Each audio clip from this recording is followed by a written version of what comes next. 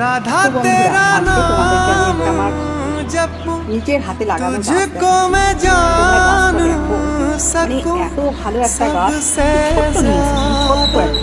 এই গাছটাকে তো কিভাবে মানুষ করেছি, আমি বলছিলাম গাছটা হবে না, তো দেখো আজকে সেই গাছে। मुझ में तू আর একটা কথা বলে রাখি, গাছের প্রথম ফুল दुनिया से বুঝতেই পারছো, ওই ফুলটারও ঠাকুর গোবিন্দ চরণ দিয়েছে। এই मुझको ফুলটি নিজেও জানতো না যে কোথায় बना যাবে। ले এই পিটুনিয়া ফুলের গাছটা আমি ছোট্ট নিয়ে এসেছিলাম, খুব যত্ন করে স্নেহ দিয়ে এই গাছটাকে আমি আস্তে আস্তে বড় করেছিলাম। হয়তো ভেবেছিলাম যে বাঁচবে না, কিন্তু দেখো আজকে এই গাছটা গোটা টব জুড়ে হয়েছে।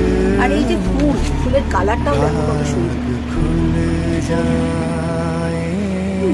এই গাছের প্রথম যে ফুলটি ফুটেছিল সেটা আমি আজকে গোবিন্দ চরণে আমি সমর্পণ করেছিলাম।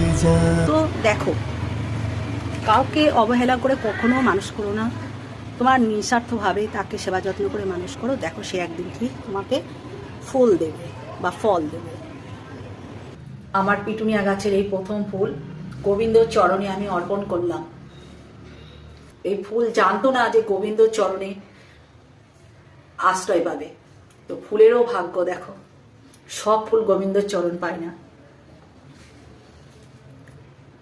আজকে ফুলটাও কত সুন্দর হাসছে গোবিন্দ চরণ পেয়ে, দেখো একেই বলে সৌভাগ্য।